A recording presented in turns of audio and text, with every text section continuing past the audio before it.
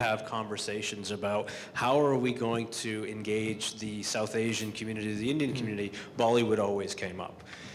I want to know now, though, because is it fair to say that Bollywood is the definitive answer for the South Asian community, the Indian community in Canada? Because I think as Canadians, our needs, our preferences are changing. And Vinay, to your point, the stories. Yeah, definitely. And that's, how do I define the films that I'm a part of? They're not Bollywood. They're not really Hollywood.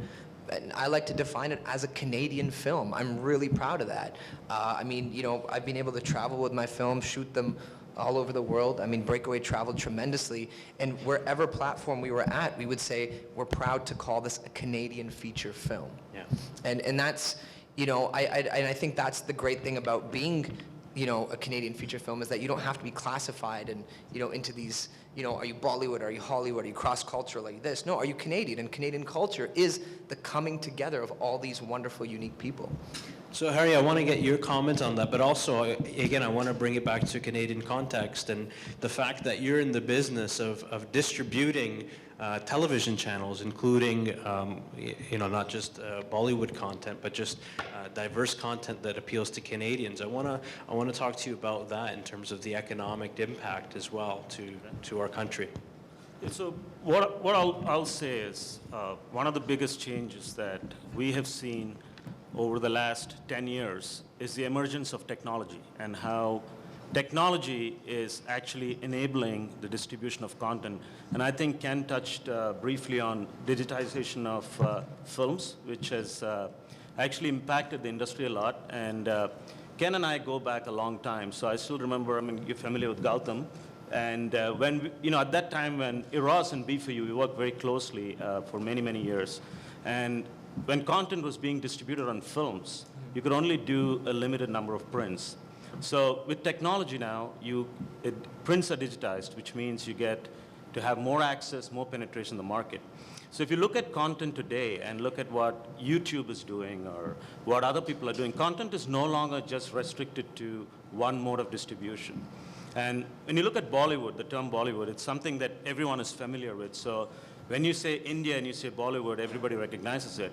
And I remember the gentleman was talking that he was from Chennai, and I'm also originally from Chennai. That's where I was born. And David would attest to that. When you go across India, India is not Hindi. India is not just Bollywood. You also have Tollywood. You also have Kollywood. You have multiple languages, multiple cultures. But Bollywood certainly is the most popular form of entertainment. And I also want to briefly touch upon content other than just Bollywood, because we're in the business of television. And if you look at television itself, and we distribute over 70 channels from different parts of the world, it is not all about movies. It's all about content. And it's all about content creation, whether it's a movie, whether it's a television show. And music certainly is also popular. So Bollywood music certainly cuts across all different languages in India.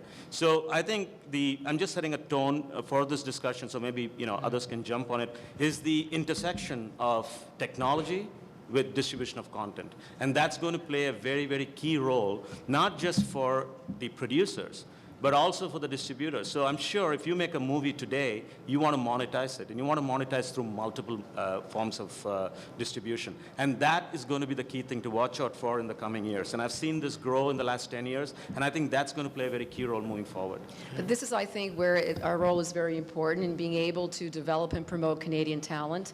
Omni has a program also called Bollywood Boulevard that we know, but also VMix that actually platforms Canadian talent. And this is very important, where we begin to export the kind of skill base and talent that we have. And definitely you see an international marriage, but also I think our role as broadcasters and makers of features is really to be able to bring all of those elements together. And really, Canada's not a very large country. We don't have enough population.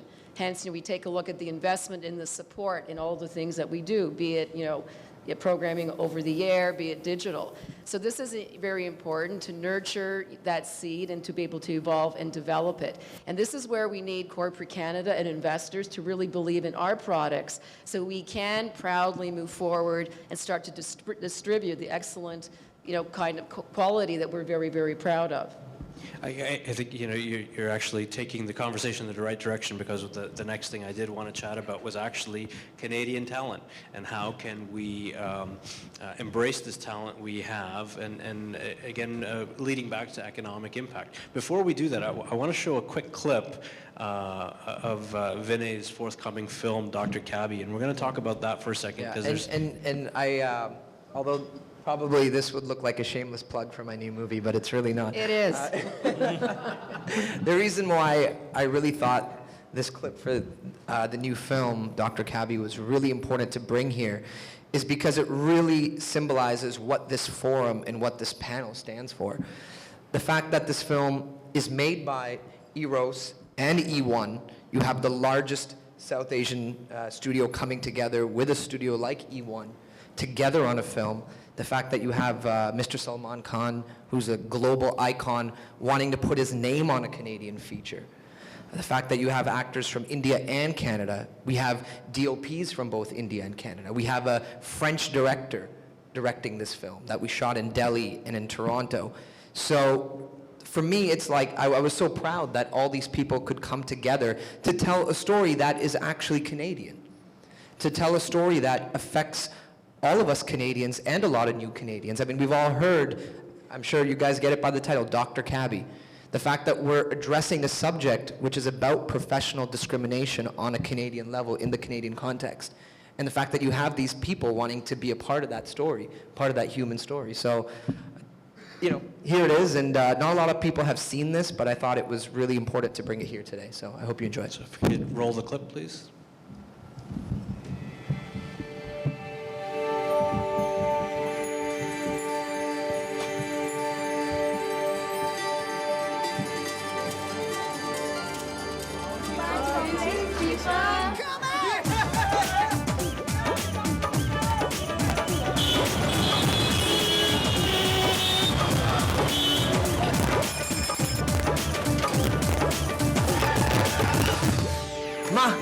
Dr.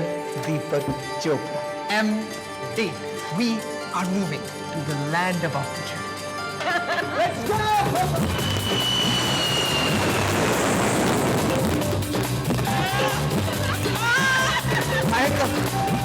Welcome to your new home. Namaste. Did you know the entire country once belonged to the Indians? Amazing. Indians. Okay, guys, no need to get excited. It's just an interview called... I graduated from a very well-respected medical school in India. Namaste. Anyway, Indian medical training isn't familiar to us, but you can't bypass the system. I wish I could help. Sorry. Maybe you'd like to pursue another career?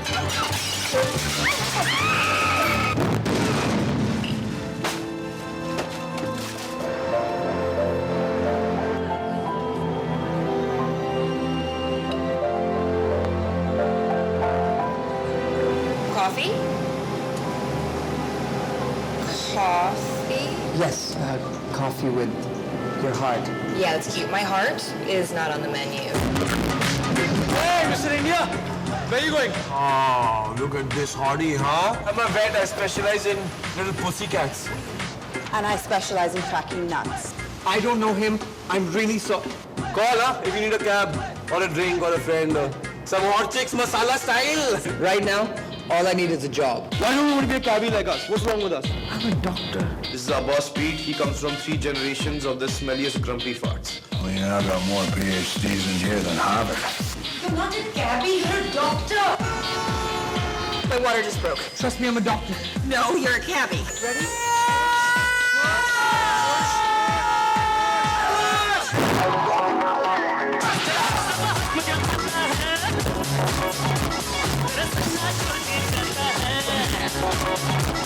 Why there's such a shortage of doctors in this country? No. That's all you guys are too busy driving cabs! Brown balls. Yum. Trust me, once you go brown, you'll never frown. Under arrest. What have I done? Shouldn't have done. Maybe you don't believe what you did was right. Maybe you're not the man I thought you were. The cabbie can drive you to the showroom, but he can't buy you the Dior handbag. Sometimes Sometimes you just have to follow your dreams, spread your wings, and fly. Mr. Chopra, how do you bleed? Not good, dude. Let's go.